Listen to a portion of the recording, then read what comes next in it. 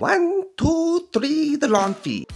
Welcome to another episode of the Lawn Feed Podcast. Collectively, we are three dads with a strong passion for lawn care. We deliver everything to you lawn care related in a simplified, easy to listen to way, in a space where all experiences are welcome, egos are left at the door, successes are celebrated, and there are no failures. Here we call those things learning moments, MOWMENTS. Alongside me tonight is, as always, Vince and Andrew with Rooted Lawn Co. and the Dad Bod Lawn, respectively. How we doing, fellas? Hey. Grand. We've got a fun little episode tonight. We're going to talk some lawn leveling and get that all flattened out for you guys. But yeah, we got some people to thank, don't we, Andrew? We certainly do. Let's thank our friends over at Twin City Seeds for powering this season 3 of the Lawn Feed Podcast, built on their reputation of superior service, accuracy, and sustainability with custom blending and packaging, high performance product, and a team of dedicated experts. Twin City Seed is North American leader in giving DIYers the highest quality of premium and elite grass seed for your next project. Save money on your grass seed by using code LawnFeed10, and at the top, and on top of that, receive free shipping by pairing with code FREESHIP24. Twin City Seed proudly serves all of North America. Check them out at twincityseed.com and twincityseed.ca for the Canadians. Yeah, buddy. That's awesome. Yeah. We're there. Right? Yeah. The season started, I I feel. think you can kind of like feel it. Like I can feel it. It just feels like a different energy. I know. You guys are Everyone's- like, We're vibing. it's cute. We made it, Vince. You finally We're got back. here. We're Welcome to back. the chat. Vince is like, I saw snow a couple times, I think. So, We're already in summer over here. We had 90 Leave us degrees. quasi-Canadians alone. Yeah. We just entered the chat. Vince is like, I Alright. already did all my seeding projects are done. Well, Yeah. you're winning now, right? We That's are. right. Well, hey, first and foremost, you were not on last episode because you were like dealing with Hmm. a flooded basement. You sent us pictures of just like standing water. Yeah. What's going on? So, yeah, actually, that's good because I had some other people asking about that. So I'm glad you are concerned about me, my well-being for not being on the show. So It's more for the listeners because we talked about it. It's not us. yeah, well, yeah. So my irrigation backflow preventer split this year. That wasn't the issue. That was an issue. Got that resolved. I was. Oh. Okay. So there is a outside faucet right beside it, and every year I, turn off my valves and whatnot and flush them out. And this year I didn't turn my valve off at all. And over the winter we had somewhat of a flood in our basement, but like we couldn't figure out what the source was from. There was just water on the floor. It's a laundry room, so like the laundry on the floor, everyone does it. That was all soaked. I was like, I don't know, but I can't find where the water's coming from. And it dried. We cleaned it up and it was fine. It was dry. So fast forward to last week, I hook up my hose, turn on the faucet, and I was like, that's weird. I can hear the water running. I was like, there's just be a lot of air in the line. So I had the hose, it was open, and there's like no pressure coming out of it. I'm like, what the world? So my first initial thought is, okay, stop, go inside, make sure nothing's leaking. I was like, but the valve is already open. So it would have leaked if there was going to be a leak. Mm-hmm.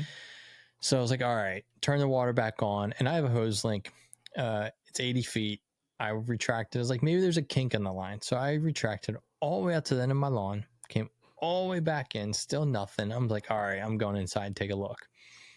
And what do you know? If you do the math, 5 gallons per minute, Ooh, 10 how many minutes later, you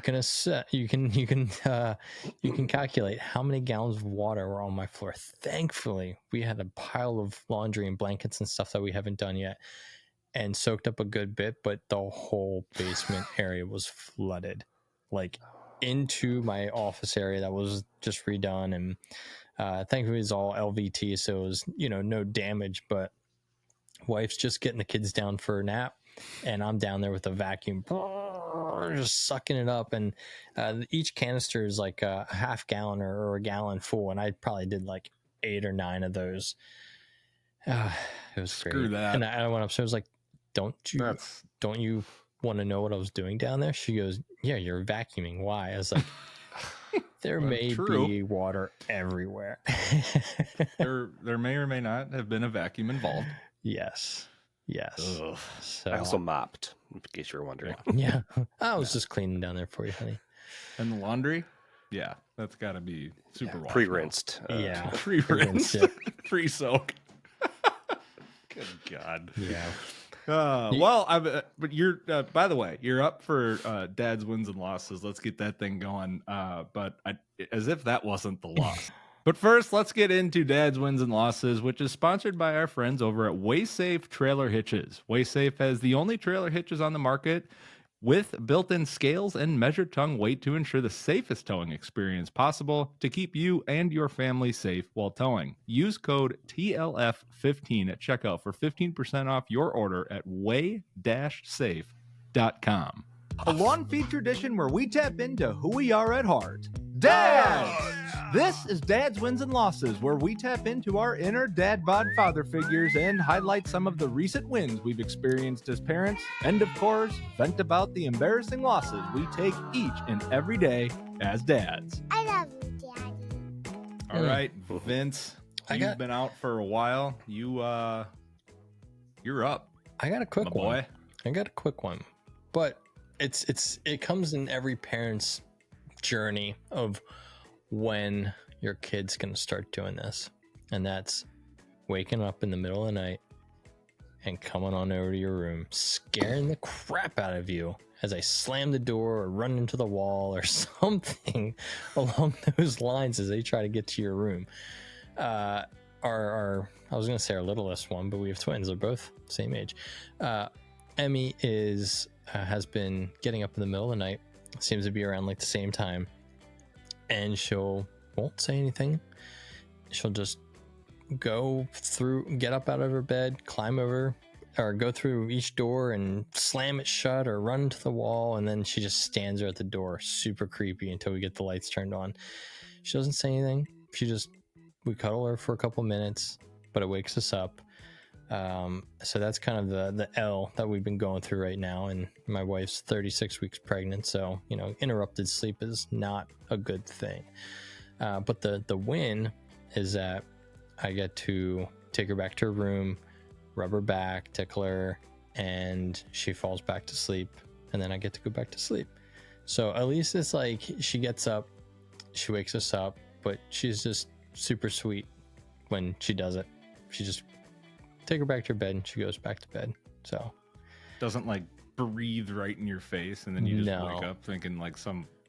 Well, no, because she runs into the wall or slams the door and wakes us up first. Surprised like there aren't more stories where like mom or dad doesn't accidentally punch kid in the face because they're like this close to their face. Daddy. Absolutely. Less of that. But. So if you guys have wandering children at night too, make sure you hit the like button for that. Oh yeah. Yeah, for sure. Speaking of likes, if you haven't already, please subscribe to our YouTube channel. And if you're watching on YouTube, hit that like button. We are really hoping to reach our goal of hitting 1,000 subscribers this spring. We are well on our way, but we could really use your help. So a like button and a share. You won't do it. You won't. Much appreciated. Also, if you want to head over to whatever podcast listening platform you're on, and also maybe leave a review, 5-star review if you like the podcast. That's also very helpful. Helps us grow and get better outreach. So thank you guys for doing that in advance. Let's talk some grass, shall we? Hey, before we get into grass, we need 144. We are down 144 until we hit that 1,000 mark. So tell your friends, tell your wife, tell your friends. Yeah. Take a listen. You'll like it. Your neighbors. Not, just subscribe. Yeah, absolutely. So we had a nice 4-part series on different grass types, and recently talked about spring projects, also talked about spring lawn care, and that kind of takes us into a perfect transition into a very cool topic that people seem to love. Videos get likes, and I don't know what it is, but we get frequently asked questions all the time about how do I fix my bumpy lawn? Or, if you're going down the real mowing rabbit hole, You'll also need to have a nice flat lawn in order to get that nice even cut at a lower height of cut. Um, so how do you do it? What do you need to know about leveling? What kind of tools do you need? What kind of soil, compost, sand, all that stuff? We're going to be covering that in this episode. So, to get ready, it's going to be a good one. First, let's assess how bumpy your lawn actually is. Um, some people are looking just to fine tune their lawn. Other people have big imperfections like big ruts. Maybe you had some work done on your house and you've got deep tire tracks, screened topsoil with compost, sand. These are going to be your go-to. And we'll also go into why you should choose sand, soil, or compost in just a little bit. Uh, if it needs minimal leveling, you can go with just sand compost, or compost only. A word of caution though, if you do go with sand and sand compost, you will want to stick with this year in and year out, just to avoid creating layers with different material in your lawn. But we'll cover all of that in a little more detail here shortly. What kind of grass types can you do this with? Leveling projects: Bermuda centipede, Kentucky blue, perennial ryegrass, zoysia. But tall fescue needs to be leveled in smaller amounts over time. You don't want to smother the crown of the plant because it's a bunch type grass, and you do not want to smother that crown. So if you have tall fescue, it's going to be more of a slow and steady wins the race kind of process here. But Chris, what do you got for us, man? Preparation. Got to trust that process for sure. This is one of those projects where you're going to make your lawn and property look worse before it gets better and feels better. Um, if you've listened along the way to anything that I've said in the spring, I've got two rules in spring. The first rule is do not panic, and the second rule is refer to rule number one. But let's trust that process and trust that it will eventually come out and there's going to be a light at the end of the tunnel. So how do we get there? Take it step by step and learn along the way. First, we are going to be dumping a bunch of leveling material on our lawn, and we need that grass to grow through it. So what do we need to do to give it that nutrients? We need to fertilize it, right? Giving the lawn some of that fertilizer prior to could help it recover quicker. Something like a quick release liquid from something like Simple Lawn Solutions would work. This, of course, is uh, an optional step, but it will and could help your grass recover a little bit quicker once that leveling agent is effectively on there. Once that's in, we're going to want to scalp the lawn, or mow low, as I like to call it, because not every grass type likes to be scalped or can be scalped depending on what you have, right? Scalping the lawns means all you're going to be doing is lowering the height of the cut as low as you possibly can go without cutting into the ground or the plant's crown, as we kind of touched on earlier, right? We talked about tall fescue. We don't really like that process, or tall fescue, doesn't like that process. So just be careful of how low we're cutting and how quickly we're cutting down like a tall fescue lawn, um, to basically get it down to that low height of cut without harming that plant. The next step is to dethatch. This is getting that organic matter, the organic material, the dead grass, all of the debris off of that soil level layer, so we're not necessarily creating a bunch of different layers. This can be done manually with a machine. This is getting all of those grass clippings off, and getting all of that up off of the soil later. Once we do dethatch it, we're going to want to pick up all of that debris with a mower, right? So bag it up and get that out of there. Do whatever you want with it. Obviously, you can put that in like compost or whatever, but we want to bag that up and clear that area. You can verticut. This is great for grass types like Bermuda or Kentucky bluegrass. It's vertical cutting that allows for those rhizomes and stolons to be cut, but promoting that growth to be thicker and getting that thicker stand of turf over time. The next one is aeration. Well, I'm a huge fan of doing core aeration, but obviously this is dependent on your area and what you got underneath that grass for your soil layer, right? Aeration is important if you're looking to improve that soil structure. If you have clay soils or compacted areas like we do up here, or I do, running an aerator, core aerator, words are hard, will open up that area, allowing for that material to fall into those loose areas that the holes in the cores created, right? The best option, like I said, is a core aerator. You can try something like a spike aerator as well. Vince, I know you are a big fan of that, especially on that lower cut turf. But it really just depends on what you feel comfortable with. If you don't have a core aerator, we'll talk about this in the tool section, but those can be rented out. You don't necessarily have to go like buy one, or you can hire those out in part of that, process. And that should be a good, good to prep that. But question for you guys, do you pick up the cores in a project like this, or do you leave them? That's a question I get all the time. I would pick up the cores because you're removing that material from the lawn already. So at that time, rake them, whatever you got to do, just get rid of them. That way you can introduce a different material into your lawn. Speaking of material, what do you like to use? Well, you can use sand. You can use sand compost. You can use compost. You can use green topsoil. You can't use concrete. Don't use concrete. Don't I've heard horror stories about somebody buying the wrong bag of play sand, though. Yeah, that quickcrete. That quickcrete will get you. Honey. Got a new patio. Yeah, I think I need a permit for this new driveway I just put in. Right. So, what is the right material for you? Let's start with screen topsoil. As Andrew mentioned earlier, if you get out your Bumpometer 5000 and see how bumpy your lawn is, there's a link in the bio. You have that? Yeah, it just came out. Patent pending. Like smell-o-vision? You keep that in the garage or the bedroom? Well, nope. Well, back to screen topsoil, Andrew.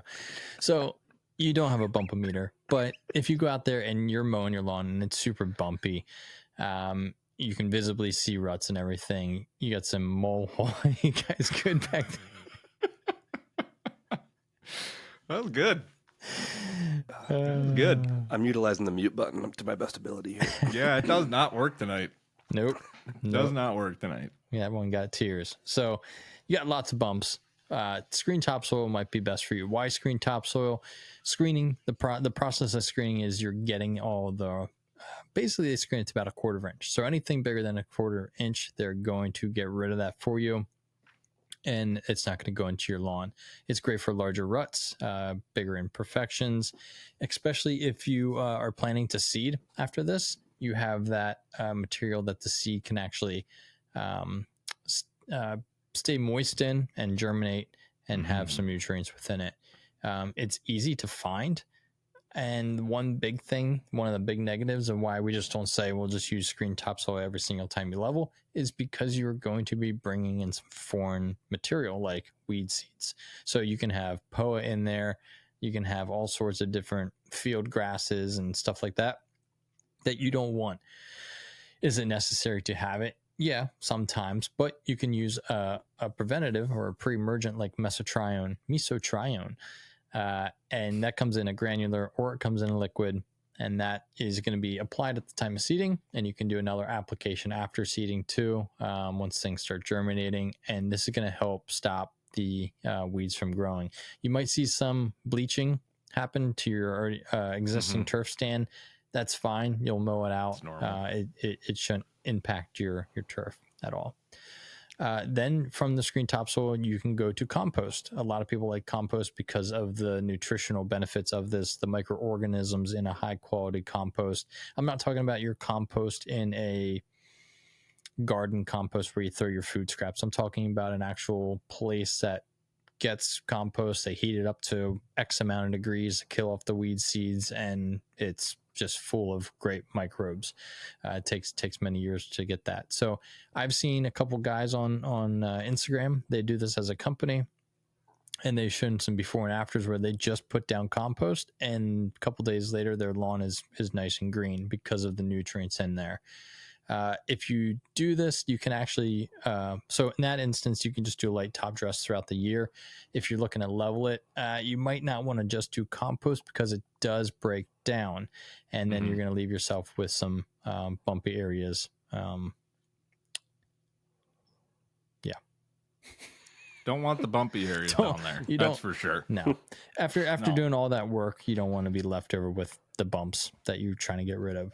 So just to like reiterate what Vince just said, if you have more than like couple inch ruts that you need to get out of there, 6 inches or whatever it is, right? Because I've got some messages about like that kind of stuff.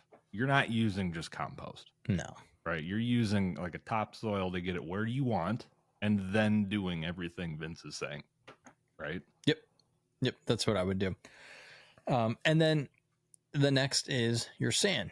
And this is actually very controversial. I've seen many people fight about this, which is kind of ridiculous, but everyone wants to be a golf course superintendent, I guess. So It's like the armchair quarterback on Monday mornings. yeah, exactly. So everyone speaks of, well, you got to get kiln dried sand. Kiln dried sand, it's dry sand, it's PGA sand, golf course sand. They like that because of the size, the shape of it. But the negative is that, one, it's dry. It's very dry. So sometimes it's not the best. It takes a lot just to get the moisture back into it. It's difficult to find to get delivered. I know if you're in the Jersey area, Tuckahoe Turf has kiln dried sand, and that's about it. And to get that shipped, it's very expensive. My laundry's done. So it's round two. So it's expensive. It's hard to find. So what are some other options? Well, there's river sand and there's masonry sand. I go to a local mason hardware store area, and they have masonry sand, and it works great. For us residential folks, that's great. A river sand or masonry sand. You can also go into the Quikrete aisle and grab yourself some play sand, Quikrete sand. I don't like this option. I say that's the absolute last call. And if you do go this route, just like a herbicide or something like that, read the label. Do not buy Quikrete mix and make concrete in your front lawn, because it's been done. Yeah, you're not kidding when you say that. And like, No. I think it was last year, or the year before that, someone sent us a picture of like, hey, did I do this right? And then sent us the bag. We're like, good news and bad news. You worked really hard. You're Is the a good jackhammer. news. The bad news is that you're going to need a jackhammer. Oh, man. Yeah. So if you're like, well, I want the nutrients, but I also want but I don't want to, I'll back up. So if you want the nutrients from the compost, but you also need some leveling structure, something that's not going to decompose, then you can do the 50-50 or 70-30 or a sand compost mix, whatever you want to mix it, however you want to. This won't break down as quickly. You get the nutrients from the organic matter of the compost, and you can seed into this, and there's a little bit more water retention within the compost too. It is as well hard to find. I had to mix it on site. I went and I got a yard of compost and I got a yard of sand and just mixed it. I was going to say by hand, but I rented a loader too and mixed it on site, which doing that by hand, it'd be a lot of work. Mm-hmm. But it is worth it. Some people in the comments section mentioned that they got soil 3. Have you guys ever heard of that? Yeah. That the one that comes in those bags? Yeah, it comes in Those yellow bags. big yellow bags. Yeah. So they have a product. It's a leveling mix. It's a 70-30. So it's 70% golf course sand and it's a 30% soil 3 or humus compost blend. But they do say on their site that it's not recommended for tall fescue lawns. So if you're tall fescue, don't go the soil 3 mix, which I'm going to look into a little bit more. Maybe just because they don't want people smothering the plant with it. Probably just Too much sand, maybe. Play it safe on the label. Yeah. Would be my guess. So that's, it's another option, that mixture of seeding it. So those are your basically your main types of leveling components. I did a renovation and I went right to sand. I do regret doing that. I wish I went to either doing a sand compost or just, again, a topsoil layer, just because it was still bumpy. But now, once I put down sand, I can't go anything else. You're basically going to be doing that every year. Cool. It's nice. You're a wealth of knowledge in this because you've done so many projects on it, right? So you covered that really well. And obviously, if you have any questions on that, there's Vince for you, right? He's got that down packed. But another popular question that we get is how much to like estimate how much you need or estimate how much you need for your project. Andrew, Right. what would you say on that? Right. So you're calling around trying to find this material that you landed on, right? But you need to know how much you need. Uh, really depends on how bad your lawn is, like how bumpy it is, right? If you want to go just by like a general rule of thumb, um, if you're doing this kind of like a yearly leveling, mild leveling, you'll want a half yard to a full yard of material per 1,000 square feet. Um, so, it, if you have big deep ruts, you're going to want to add to Mhm. that, right? Kind of use that as like your base. Big red If you want to guy. do like a if you want to do like a light leveling, um, go maybe do the half yard and then go, okay, well, I have this spot, and this spot where I know I need to add a couple inches of, deeper, um, you know, add that on top of it afterwards. You can always add more. You can't take it away. Like we were talking about with tall fescue, you don't want to smother that crown. You don't want to put it too deep. So less is more in this situation. Um, Obviously, if you're going to be throwing down seed, you can go deeper. Just know that those spots are not going to grow through, most likely, if you do it too deep. It doesn't matter what kind of grass you have. You go deep enough, you're going to have to throw down seed. So prepare for that as well. Um, yeah. Yeah. What kind of tools can we use once we have finally got this material delivered to your home? Were you gonna say something, Vince? Yeah, I was just gonna say for the project I did for my levelings, I've always went with half a yard per 1,000 square feet, and I feel like each time it looks like a lot and it covers a lawn. But once the sand actually settles, I probably Mhm. could have gone the full yard per 1,000. Yeah. Yeah, But I would it's agree. intimidating. It's intimidating to see. Until it's dragged in. Mhm. Yeah, yeah. And I was about to say I don't recall offhand what I did last year in my front yard, but it was much more than that just to get it where I wanted to. Mine was primarily screen topsoil and a touch more of the other stuff, but it was primarily topsoil. Mhm. Right. Right. Um, but yeah, like Andrew said, it just kind of depends on your project. Where you order these from will help you out too. So if you need to call and just ask them, like they're professionals at like quoting this stuff, right? This is what they do on a daily basis. So like, don't be afraid and hesitant to like go and call them and ask a what you think is a stupid question. That's their job, and they'll help you out with it. So just come prepared with your square footage and maybe the rough estimate on how deep your ruts are and areas that you want to fill, and they'll create that for you. And one more, For one more thing, I made the for mistake success. a couple of years ago. I ordered sand and topsoil to do a mix, and I did the whole 2 scoops out of this, 2 scoops out of that, hand mix in a wheelbarrow, go and dump it thing. Well, I did it again the next year, and when I called an order, I said, "Is there any way you can mix the sand and topsoil together for me?" They're like, "Oh yeah," and I was like, Mm. I broke my back the year before doing that. So don't be afraid to ask that question too. Worst case scenario is no, we don't do that, and then you're doing it on your own. But Yeah, I tried some that. places will mix it, and I will say like it wasn't the best mixing ever. But once you start throwing it in the wheelbarrow and or whatever your wagon, it gets mixed around pretty good. By the time you throw it on the lawn and then get spreading it, it's going to save you a lot of time and effort. Mm-hmm. You asked about tools, Andrew. Mm-hmm. There's a whole bunch of tools that you don't need, but will make your life a heck of a lot easier, right? The couple that we talked about earlier, right? Mower to mow low, need that. A bagger to bag all of the clippings, to bag up all of the thatch layer that comes up. Obviously helpful. If you don't have anything like that, find it. It makes your life a heck of a lot easier. Compost bin to put all of that stuff in and get it out of there. A dethatcher, whether it is a like a plug-in one or a battery one, like a Ryobi or something like that, or you get a power rake from a local supply store, or like a Bluebird or a Husqvarna or like something like that. Go get a power rake. It makes it a heck of a lot easier. Get something that's going to get all of that stuff up right. You can rent them, you can buy them. They're very economical on both sides.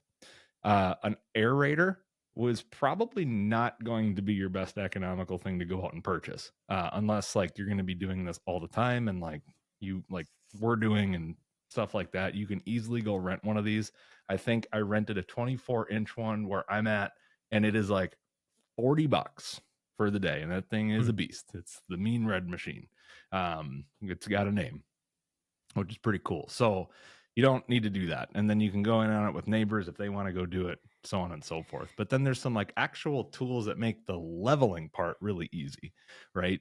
Landscape rake, that's going to be your wide rake with the metal teeth on one side and a lip on the back to help you move and push piles around really easily. I should back up. You need a wheelbarrow or like a hauler, right? Depending on what you have. You got to move that material from the pile that they deliver it to you in and into your lawn. So you got to obviously do that. You need a scoop shovel. That's going to be the best thing, in my opinion, to go do that. But yeah, that landscape rake will help level that out or spread that out as best you possibly can. If you want to take it to the next level, a lawn leveling rake, which is it's like a landscape rake, but it's like a flat rectangle with different metal grooves on it that will effectively help push the pile of leveling material around and helps you find those low-lying areas by itself. Like that's what the tool is made and designed for, and it's actually really effective. It finds all that stuff, and you don't know about lawn level or the low areas until that thing basically does its job for you. It's actually really impressive. But you can buy them, you can rent those are available. If you have a larger either mower like a lawn tractor or a zero turn and a larger property, you can get a lawn leveling drag that you can just throw a cinder block on and kind of drag that thing around. It effectively is the same thing. It's just made for bigger tools and made for bigger toys and yards. A lawn roller, so you don't need this, but you're leveling your lawn. You've committed to leveling your lawn. I would highly recommend getting a water drum or a lawn roller. There's those huge multi-gallon jugs that you fill up with water and go back and forth with. That will effectively get your lawn and the lawn leveling material super smooth. You don't want to put too much weight because that'll cause I'm going to make up a term, an over compaction of that like material, but it will assuredly show, it'll show you what areas still need more material in there, undoubtedly, right? So that's really, really helpful. Vince, you just use a top dresser, and that's super, super helpful. Like an earth and turf top dresser.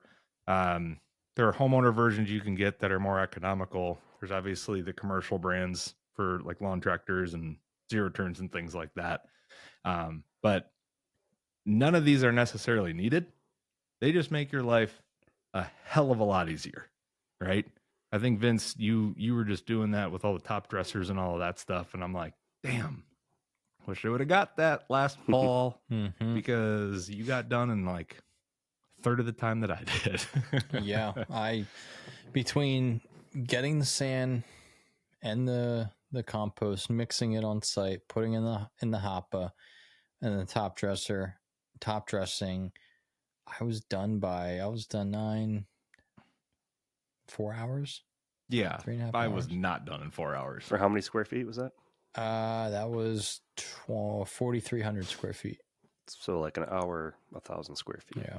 If and I mine didn't was have 2, to, and I was out there for I don't know, a day and a half. Yeah. Right. Brighton, you were hurting. Yeah. Well, I mean, you're Well, hurting either way, Chris. but Yeah. Chris has a long way to bend over, so It does, yeah, it's a little different. Needs a reach right. Got to come down to the atmosphere on that one. Well, there you guys have it. That's kind of leveling your lawn from step one to step, I don't know how many steps that is, but beginning to end. A lot of information there. Obviously, we can go into a lot more detail on each one of those steps. But if you guys have any questions, be sure to reach out to us. And speaking of questions, we are not quite done yet. It is time to reach into that Mo Time mailbag. Woo! Mail time. We need a song for this Mail segment. We do time. need Yeah. an intro song to this. Yeah, we definitely need an intro We could song do for this. here's the mail.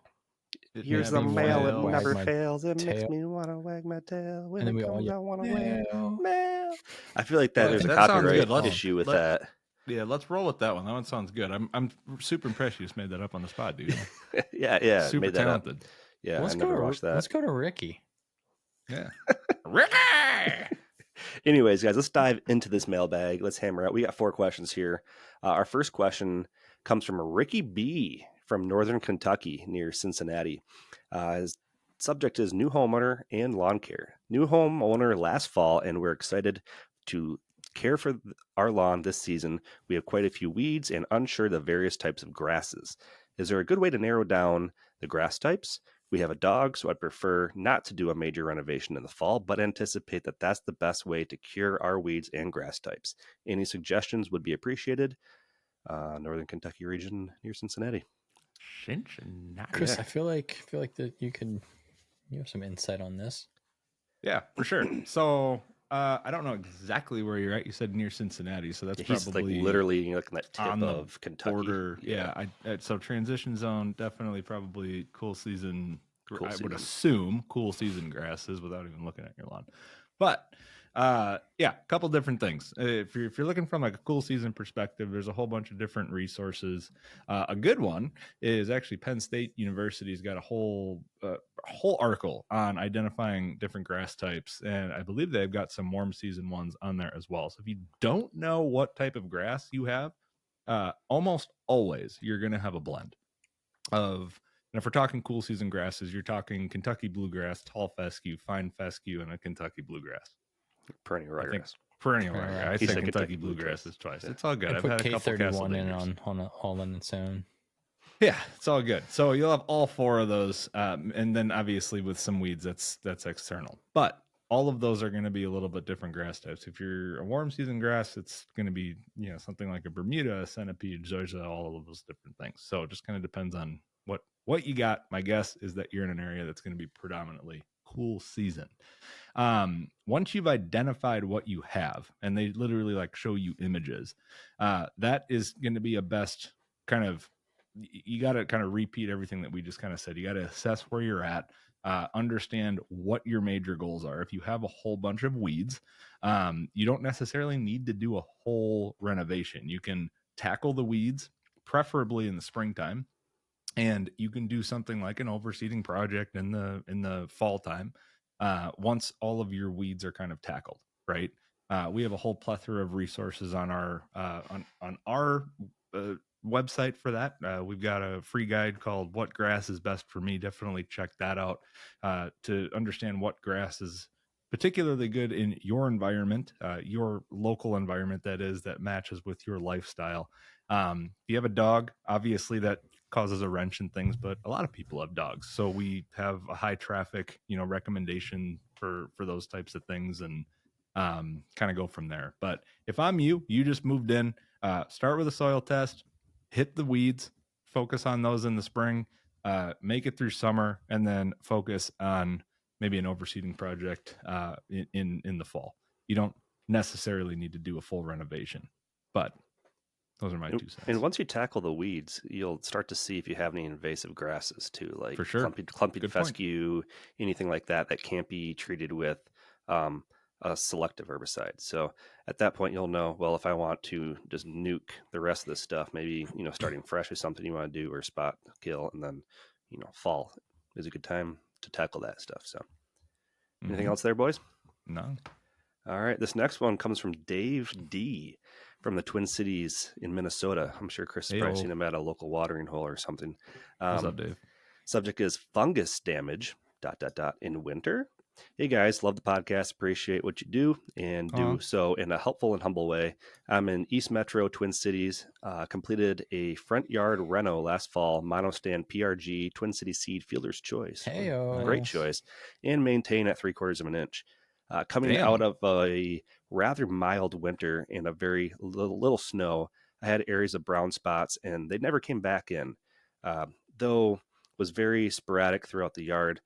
All other areas came in perfectly. My question is there a cold weather fungus that could be in play? I'm set up to prevent and cure Pythium blight, dollar spot.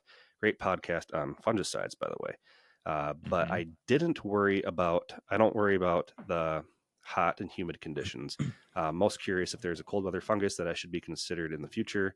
Much appreciated, and keep up the great info and advice. Well, that was really nice of you, Dave. Yeah, thanks So, for that one, appreciate Dave. that. Fielder's choice. I'd like to see some pictures of this. Tag us in some pictures of your 3/4 inch fielder's or choice. email us. Yeah, send them over. For winter fungus, I think really you'd probably be with the issue of snow mold. Yeah, wasn't But- much of that this year. Otherwise, there's a type of blight that you could get up in Minnesota, but snow mold would probably be it. I think. Go ahead, Chris. Well, I was about to say we didn't have an environment for snow mold this year. Last year, 2022 into 2023, hell yeah, we did. It was the worst. But this year was totally opposite, and I actually experienced a couple of these same issues in my lawn, where they're just like random spots. They're about this big, and they just died off, and they're it's just reseed and done. I'm trying to still identify what exactly those are as well. So this is actually a pertinent question to like what I've got going on a little bit in mine. But if they're like round, that's obviously something going on. If they're along like the boulevard or something like that, might have just gotten stepped on or driven on or something of that nature, right? That's what happened to me for a few things. But yeah, I mean, cold weather stuff. You guys know of anything like if snow mold's not in the mix? That's what I was gonna say. Unless it was like frosted and someone stepped on it and damaged it that way. Also, depending on how much potassium you're throwing down, that could increase some issues over winter. But yeah, we'll have to look into that one a little bit more. I know we didn't necessarily answer that one for you, but you mentioned that the spots might be kind of smaller. I mean, I don't know. He didn't specify the size exactly, but if they are small enough, you can maybe transplant with a pro plugger, something like that, and kind of fix those spots rather than having to seed them. Something to consider there. PRG, right? So, yeah. I mean, that's something that it's a work in progress. I can guarantee you this: since we figured it out, we're going to bring it up on the pod. That's for sure. Absolutely. But hey, we don't know everything either. That's kind of the whole point of this thing. We're all kind of along the journey as well and experience some of the same issues that you guys do. So fun stuff. It's I mean, it's not Pythium. I mean, Pythium blight's warm weather, right? So the blight stuff, don't worry about that until midsummer. And like you said, he's pretty covered for that. He thinks he's got that under control, so which is good. Yeah. Well, all right, let's move on to, just down the road here from Ryan M. in Prior Lake, Minnesota. His subject is slip and slides on the lawn. Clearly, he's a lawn dad. I like it. Lawn dad. He says, I really want to have... Yeah, let's get him a lawn dad t-shirt. He says, I really want to have a slip and slide on my lawn this summer for the kids, but want to try and not kill the grass underneath. Are there any certain types of plastic, clear, black, etc., that are better or worse so the sun doesn't burn up the grass? Or are there any recommendations on what to use to minimize the damage to my lawn? I'm in a new development with no real shade to speak of on Kentucky bluegrass. Thanks for any advice. I think the biggest thing you could do is put the slip and slide on your neighbor's lawn. Oh, that's a good one. There's no better way to get to know the neighbors than to slide into their back door and kill their grass. Literally. Yeah. Literally. But otherwise, we set up a pool. But the sad thing is that when we're done with it, we take it down and we move spots. We never set it up in the same. I'm sorry. I never set it up in the same spot. She doesn't care. She would. We never set up in the same spot. Take a blower to the area to get it from laying over. It's also going to help with disease throughout the summer too. And I don't think there's necessarily a certain color or something. It's matting down. It's just maybe if you leave it out there for a whole bunch, there's a difference between black and clear. But get it out, have fun. You got kids. The reality is that they don't care about your grass. They like to recreate in there. Go have fun. have a couple drinks outside in the 6 months that we can. Go slip and slide. Send us videos of you slip and sliding on your lawn. Go air dry it and get the thing out of there. Absolutely. You don't need to. You could actually leave it. Your grass is just going to not love that. Right. But yeah, get it out. Yeah, I think time it'll is bounce the back. issue here, right? Get it off the lawn sure. sooner than later. And with the slip and slide, I just picture people like pumping water down it, which is fine, but like people going off the sides, then trying to stop with their heels and like digging in and tearing up turf, like wet turf. So maybe moving it a little bit each time you use it so that turf can recover if there's any damage along that too. But with kids, usually it's just usually the adults after too many sodas that cause those issues. But the slip and slide sodas, slippery sodas, yeah. Let's head over to Vince's neck of the woods in southern central Pennsylvania. This question comes from Evan M. Subject is brand new old lawn. Hey guys, I've recently closed on my first home. Congratulations. That's awesome. There we go. Life will never be the same. You got a lot of work ahead of you. And while the grass isn't too terrible, I can definitely use some work. I wish I could submit a picture, which we ended up doing in an email thread later, so that you could see what I'm working with, but it's pretty thin. The grass that is there isn't great looking. I purchased a bag of grass seed that is turf type tall fescue and Kentucky bluegrass mix. I've had time to aerate and I'm ready to lay seed, but now the temps are creeping into the 70s and I'm worried that it's too late for the seed. I am in southern Pennsylvania and it was cold last week, but so I'm not quite sure of how to proceed. I know the soil test is the best option, but I feel my spring renovation time is quickly fleeting. I'd love to hear your thoughts. And I'm going to defer this to you, Vince, because you are most in that climate. And if you scroll down, you can see some of those pictures he submitted. Taking a look at it. So the ones that he did not write on were after the aeration, I believe. Yeah, I would question if you dethatched too. It looks like there's a lot of dead material in there.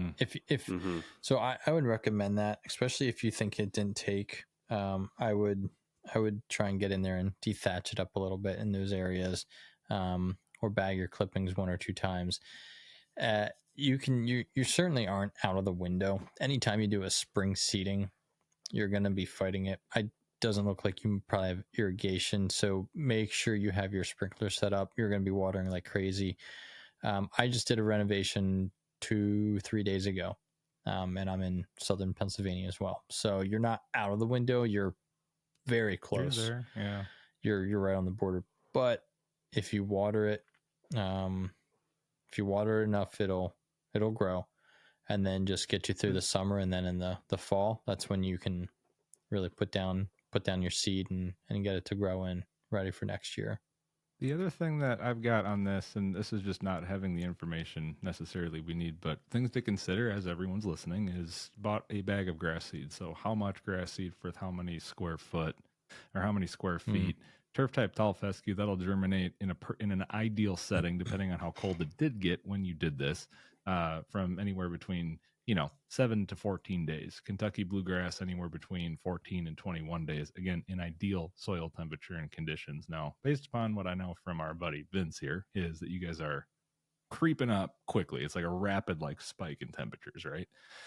But you're not out of that ideal temperature window at all. And at that point, it's did you dethatch, and how much grass did you put down, and then how much water.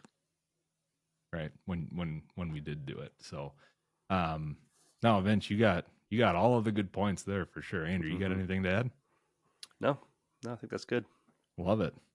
Keep these coming. We love the Mowtime mailbag. Answering these questions and seeing where all of our listeners are from is super cool to us. So keep it coming. Go to thelawnfeed.com and hit us up on wherever that thing is. I can't even remember where that is, but it's on our main page. Click the Mowtime mailbag. You could either email, submit a message to us, like an email, or you can submit a voice message. We'd love to share those on the podcast. So if you submit a voice message, you'll get on the podcast, most likely, as long as we don't get inundated with those. So yeah, that's that. We can, then seed, right? We've got the process down, all that stuff. Seed, fertilizer, water, get out of the stressful period and enjoy a nice smooth lawn with a lawn leveling project. So on behalf of the Lawn Feed crew, thank you for joining us on another great episode. Let's get all of you guys to go over and elevate your lawn apparel this summer by grabbing a new Mow Time or Big Grass Guy shirt, a new rooted shirt, fresh off the they are fresh off the press at the lawnfeed.com using promo code BRAD15 at checkout for 15% off your entire order. Stay safe out there. Good luck in this week's venture of parenthood, and we will catch you next time. See ya. Bye-bye. See ya.